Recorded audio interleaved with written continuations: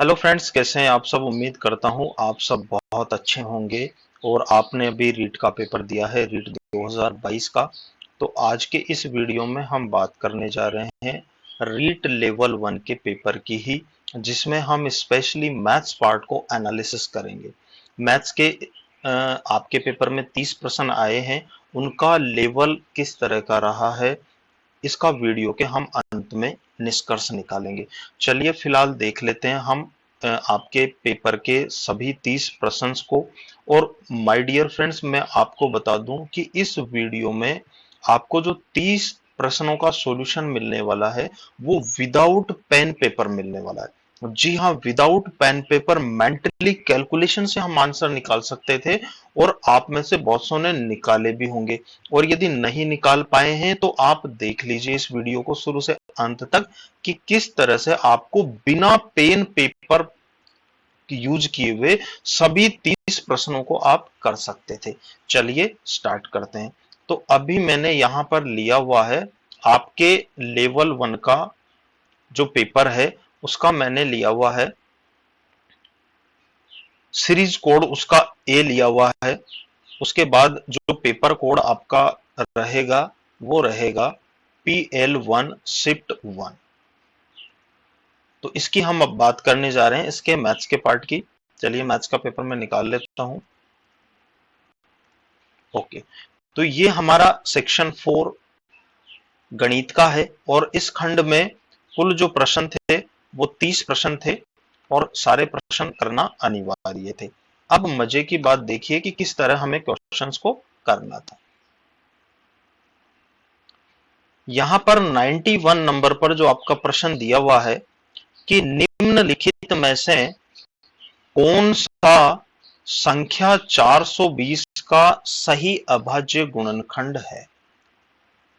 क्या पूछ रहा है माय डियर फ्रेंड? 420 का सही अभाज्य गुणनखंड पूछ रहा है। तो आप मुझे इसके ऑप्शन 1 पर विचार कीजिए। देखिए, 2 गुणा 2 गुणा 7 गुणा 15। तो क्या 15 अभाज्य गुणनखंड है? जी नहीं, 15 एक भाज्य संख्या है। तो ऑप्शन ए हमारा वैसे ही गलत हो गया। ऑप्शन बी में यदि हम देख रहे हैं तो 21 हमें दिखाई दे रहा है। 21 भी क्या है? एक भाज्य संख्या है, अभाज्य संख्या नहीं है।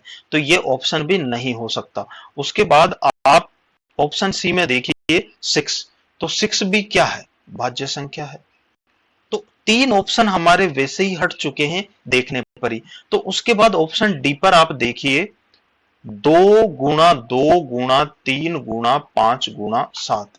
यहां पर कोई भी संख्या भाज्य संख्या नहीं है।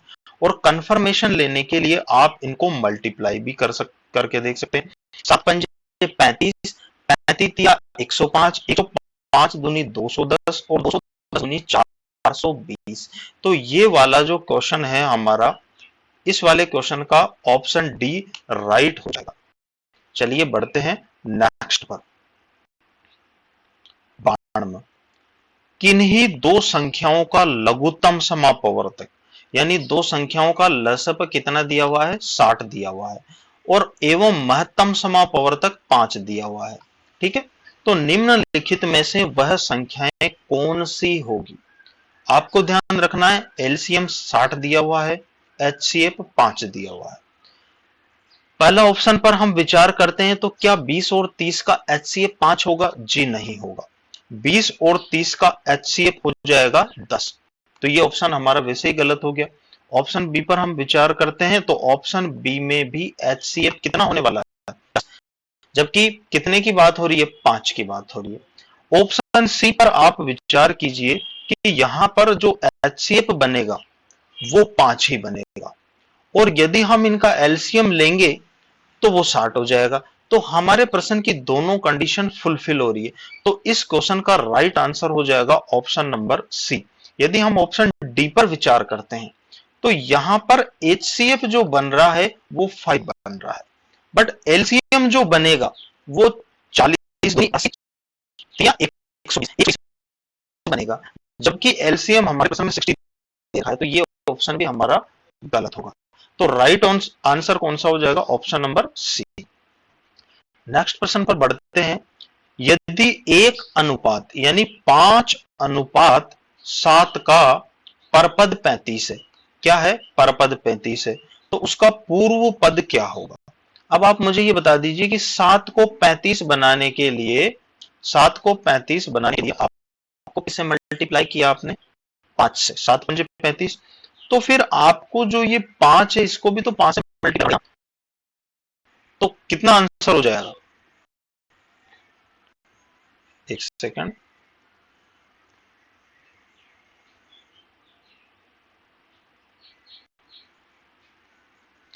सात को 35 बनाने के लिए आपने 5 से मल्टीप्लाई किया, तो आपको फिर 5 को भी तो 5 से ही मल्टीप्लाई करना पड़ेगा ना, तो इसका आंसर कितना हो जाएगा माय डियर? 25। ऑप्शन ए इसका करेक्ट आंसर हो जाएगा। बढ़ते हैं नेक्स्ट प्रश्न पर।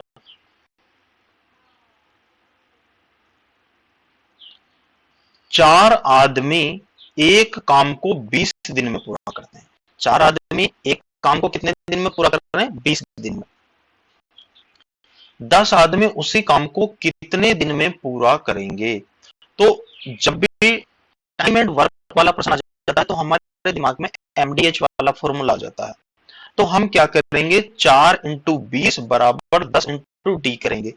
10 को नीचे ले आएंगे, तो 4 इंटू 20 बटे 10, 10 से 20 कट गया 2 बार, और 4 दूनी 8, तो कितने दिन में निपटाएंगे काम को? 8 दिन में निपटा लेंगे 10 आदमी मिलके। ठीक है, तो इसका ऑप्शन बी राइट हो जाएगा।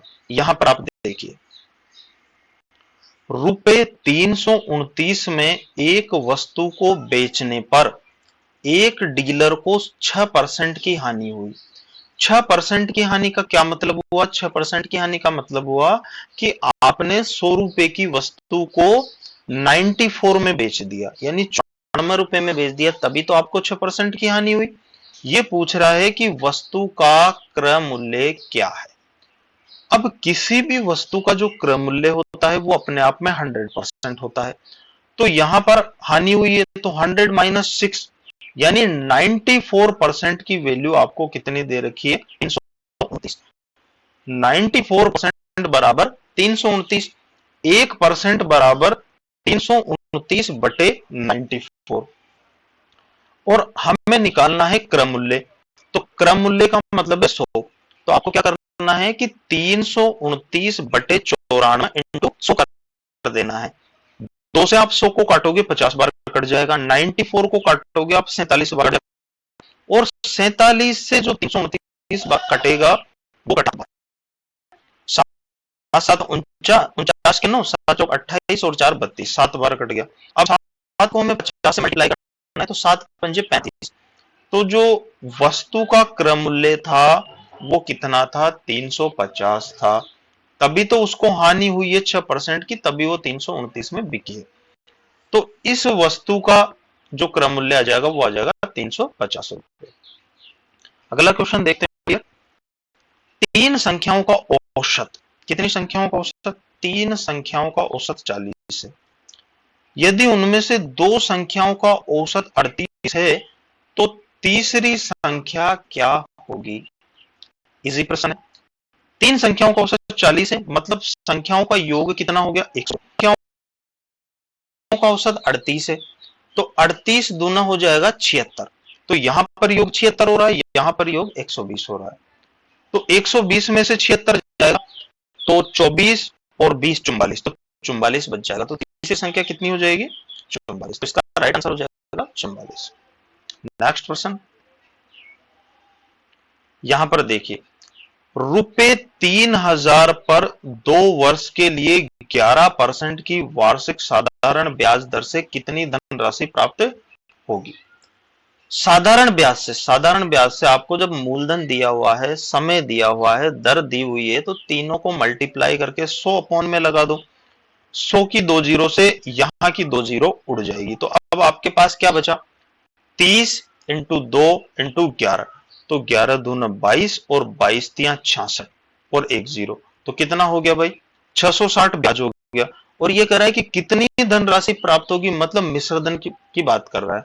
तो 660 में हम 3000 और प्लस कर देंगे, तो हमारा राइट आंसर निकल के आने वाला है 3660। ये इस प्रश्न का राइट उत्तर हो जाएगा।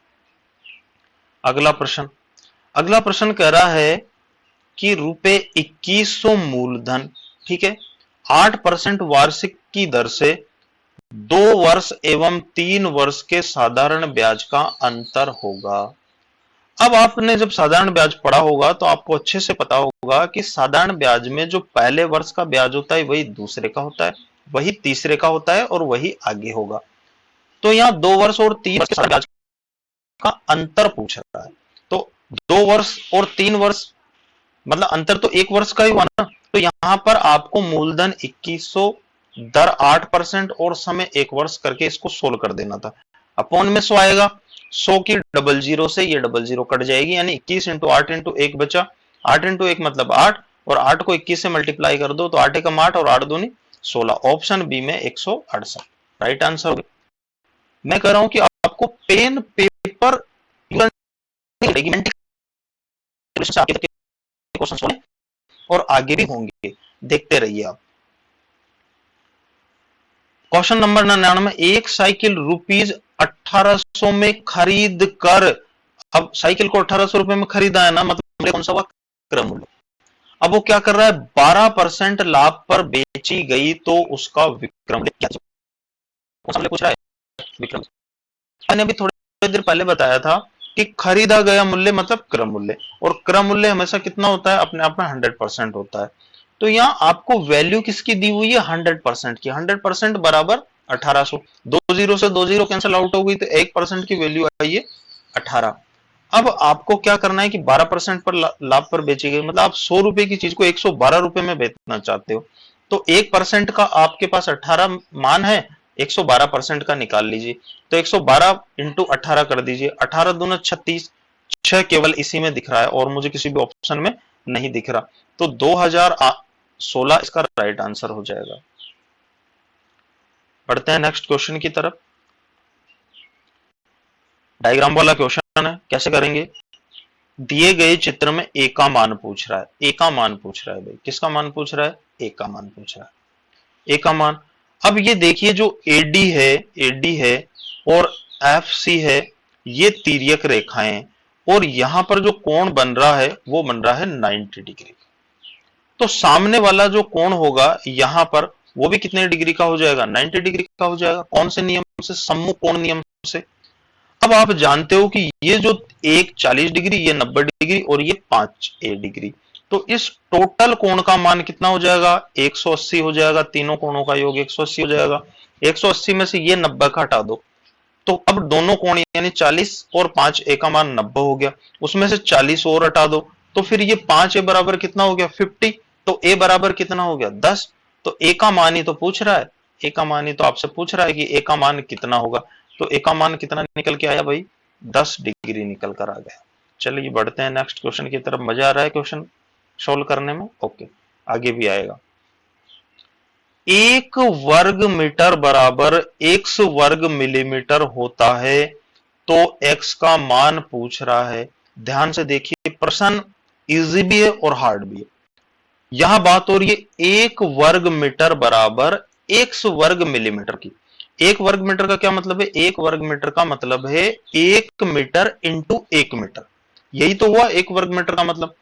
अब सबसे पहले हम मीटर को सेंटीमीटर में बदलेंगे, तो 1 मीटर बराबर होता है 100 सेंटीमीटर को मिलीमीटर में बदलेंगे तो 1 सेंटीमीटर में होता है 10 मिलीमीटर, यानी 1 मीटर में कितने मिलीमीटर हो गए, 1000 मिलीमीटर हो गए। तो 1 मीटर इंटू 1 मीटर यानी 1000 मिलीमीटर टू 1000 मिलीमीटर, तो कितना हो जाएगा भाई, 1000 इंटू 1000, 10 लाख। तो यहां पर x का मान कितना निकल के आया, 10 लाख निकल के आ गया। ठीक है, बढ़ते हैं नेक्स्ट क्वेश्चन की तरफ। बहुत प्यारा क्वेश्चन लग रहा है कि 15 वर्ग मीटर क्षेत्रफल है, ओके इसको भी बात करिए। 15 वर्ग मीटर क्षेत्रफल है, ओके ठीक है। एक वर्ग जिसकी भुजा 15 मीटर, अब आप जानते हो वर्ग का क्षेत्रफल इजी है, बच्चा भी जानता है कितना होता है, भुजा स्क्वायर। अब 15 मीटर भुजा दे रखी है तो क्षेत्रफल कितना हो जाएगा, 225 मीटर। हमारे प्रश्न में कितना दे रखा है, 15 वर्ग मीटर, तो ये ऑप्शन तो हमारे लिए काम का है ही नहीं। 3 वर्ग जिसकी प्रत्येक की भुजा 5 मीटर है। अब 3 वर्ग है, प्रत्येक की भुजा 5 है, तो एक वर्ग का क्षेत्रफल हो गया 5 का स्क्वायर 25। 25 × 75, यहां भी 75 वर्ग मीटर क्षेत्रफल आ रहा है, ये भी काम का नहीं। 5 वर्ग जिसकी प्रत्येक की भुजा 3 मीटर है। अब 3 मीटर मतलब एक वर्ग का क्षेत्रफल हो गया 9 मीटर, और 9 को 5 से मल्टीप्लाई करेंगे तो 45, तो यहां तो 15 ही है। अब 15 वर्ग है जिसमें प्रत्येक की भुजा 1 मीटर है। अब प्रत्येक की भुजा 1 मीटर है, प्रत्येक की भुजा 1 मीटर है, तो वर्ग का क्षेत्रफल निकल के कितना आया 1 metre square. 1 into 1 1 metre square. 1 metre square को 15 वर्ग है तो 15 से मल्टीप्लाई किया तो 15 वर्ग मीटर क्षेत्रफल बन गया। तो इसका ऑप्शन डी राइट हो जाएगा, कोई टेंशन वाली बात नहीं है। ओके, बढ़ते हैं नेक्स्ट की तरफ। ये भी चित्र वाला क्वेश्चन है, डायग्राम वाला, घनाभ का चित्र दिख रहा है। दी गई आकृति का आयतन पूछ रहा है। कितना प्यारा प्रश्न आया है, आयतन पूछ रहा है, वॉल्यूम पूछ रहा है, डायमेंशंस भी दी हुई है। ऊंचाई 2y है, चौड़ाई y है, लंबाई 3y है। तो प्यारे छात्रों, घनाभ का जो आयतन होता है उसका क्षेत्रफल क्या होता है, length into breadth into height, LVH।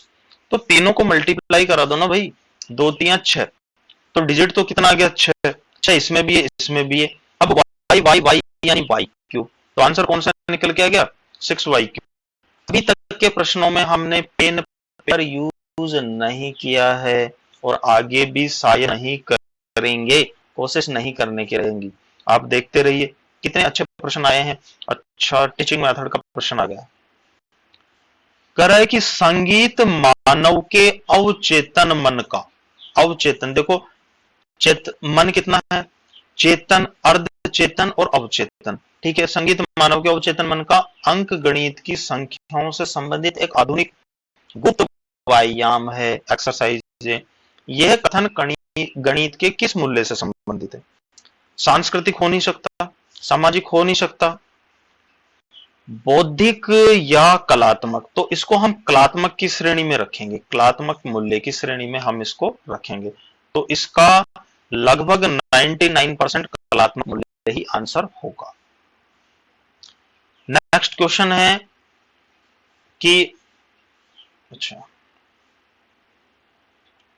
RICE एक समचतुर्भुज रोम्बस है। आकृति में दिए गए माप के आधार पर समचतुर्भुज का परिमाप ज्ञात कीजिए। क्या ज्ञात करना है आपको, परिमाप।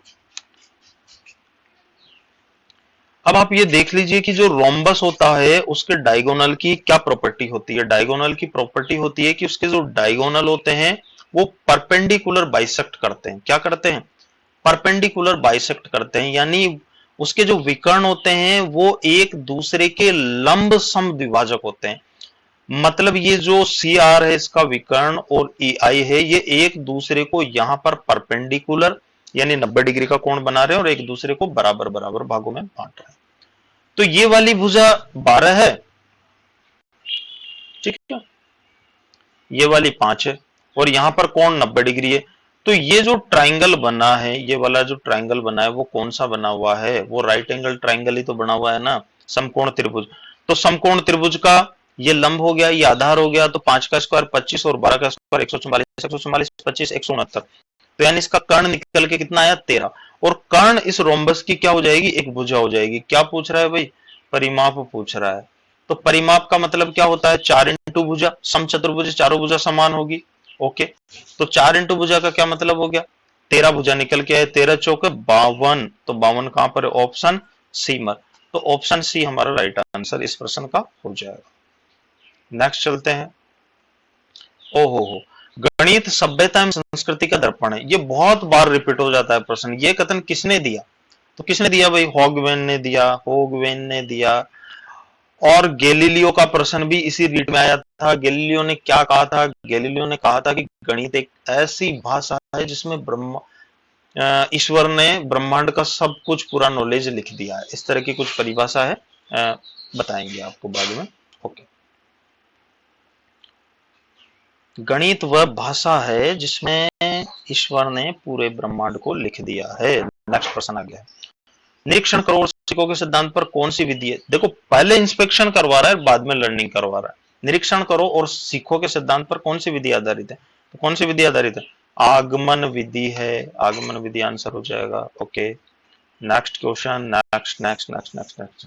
अच्छा, प्राथमिक स्तर पर खेल खेल में गणित शिक्षण पर, स्तर कौन सा है? प्राथमिक है, ध्यान रखना, कंफ्यूज नहीं होना। लेवल कौन सा है? प्राइमरी लेवल है। खेल खेल में गणित शिक्षण कराने के लिए कौन सी व्यवस्था लागू नहीं होती? प्रश्न में नहीं होती पूछ रहा है भाई। अब नहीं होती, देखो मोंटेसरी, किंडरगार्टन और डॉल्टन, ये तो प्राथमिक लेवल की है।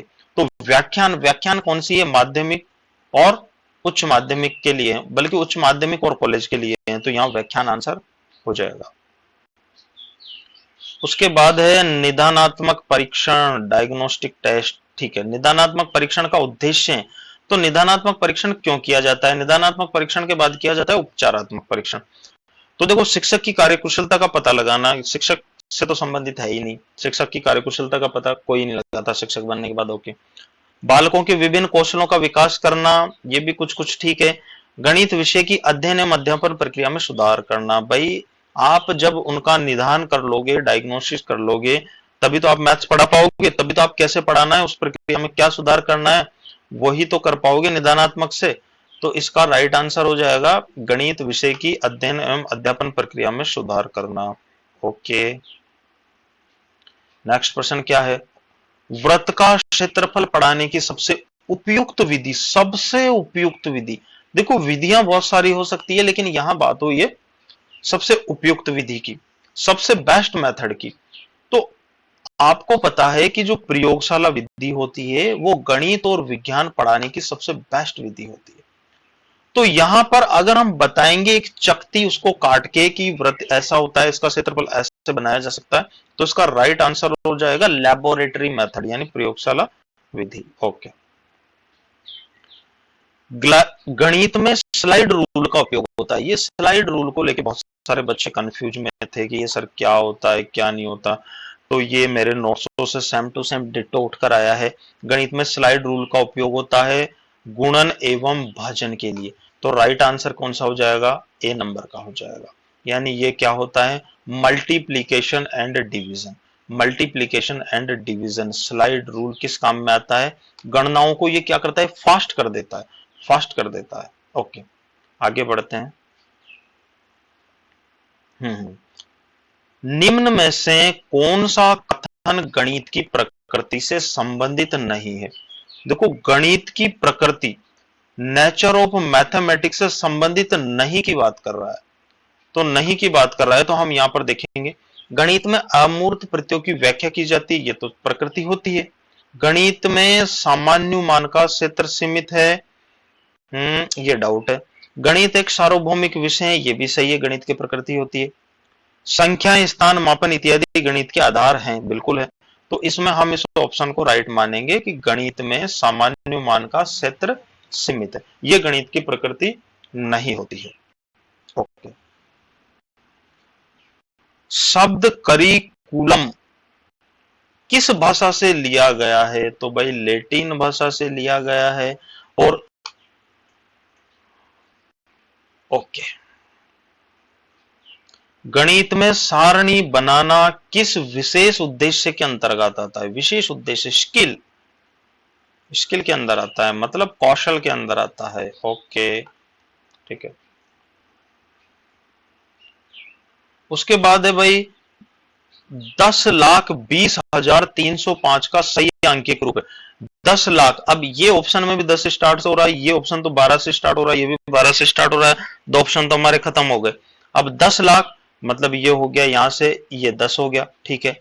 20,000, 20,000 यहां तक 20,000 हो गया, और 305 ये हो गया, तो ऑप्शन ए हमारा राइट आंसर हो जाएगा। ये तो कितना हो गया? ये तो भाई देखो 1,02,00,000 और 305 है, तो ये तो है ही नहीं, ऑप्शन है इसका राइट आंसर हो जाएगा 10,20,305 का। अब यहां पर अगला प्रश्न है कि अंक 2, 5, 7 और 8 का उपयोग करते हुए सबसे बड़ी, ठीक है, सबसे बड़ी कैसे बनाते हैं? जो बड़ा नंबर होता है सबसे पहले, फिर उससे छोटा, फिर उससे छोटा, फिर लास्ट में सबसे छोटा। सबसे छोटी संख्या, सबसे छोटी क्या करते हैं? जो सबसे बड़ी बनाई है उसका रिवर्स कर देंगे, सबसे छोटी हो जाएगी। अब इन दोनों संख्याओं का अंतर ज्ञात कीजिए, माइनस लेना है। बताइए कि यह अंतर निम्न में से किस संख्या से विभाजित नहीं होगा? किस संख्या से विभाजित नहीं होगा?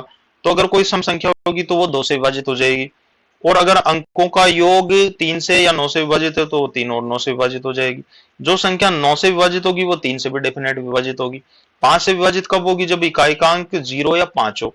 अब यहाँ नहीं की बात कर रहा है, नहीं की बात कर रहा है, मतलब इकाई का अंक 0 और 5 नहीं होना चाहिए, वो 5 से विभाजित नहीं होगी। तो देखो ये बनेगी 8752, सबसे बड़ी मतलब 5। तो सबसे बड़ी में इकाई का अंक 2 हो गया और सबसे छोटी में इकाई का अंक 8 हो गया, ठीक है ना।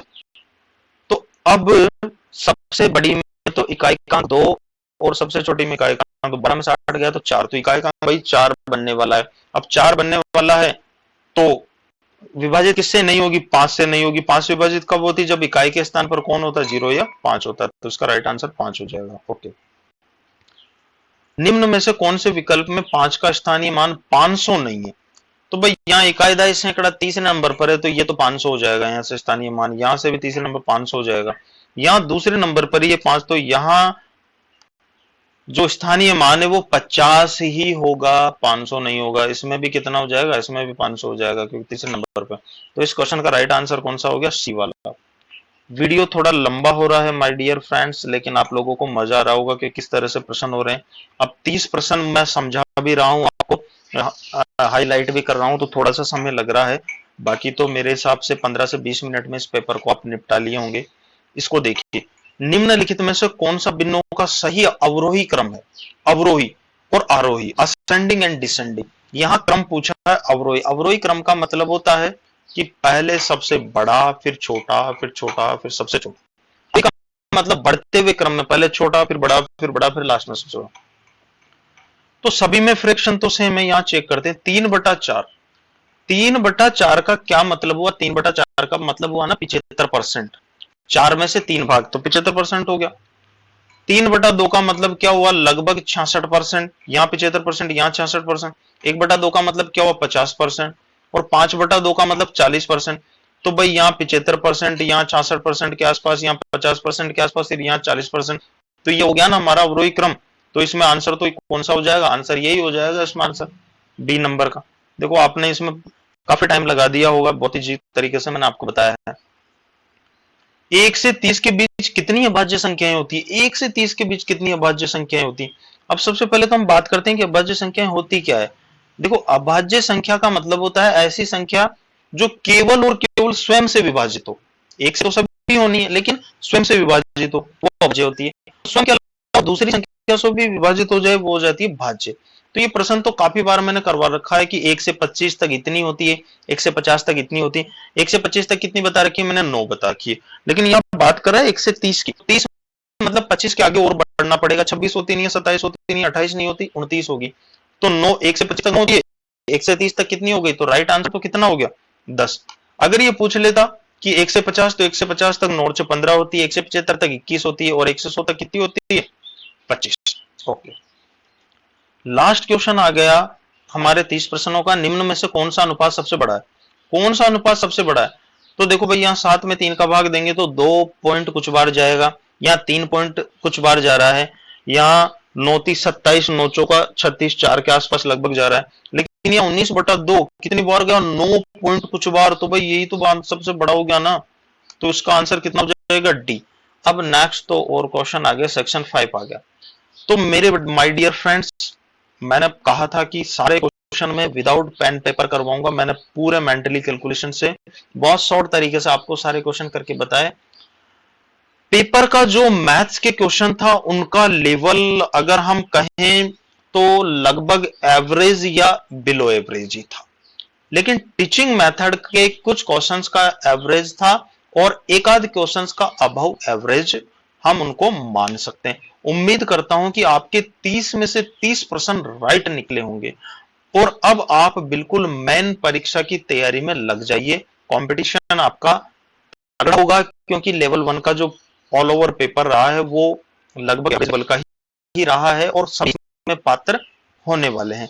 तो जय हिंद दोस्तों, मिलते हैं अगले किसी और वीडियो में। तब तक आप पढ़ते रहिए, मुस्कुराते रहिए और पढ़ने के मजे लेते रहिए। Bye bye.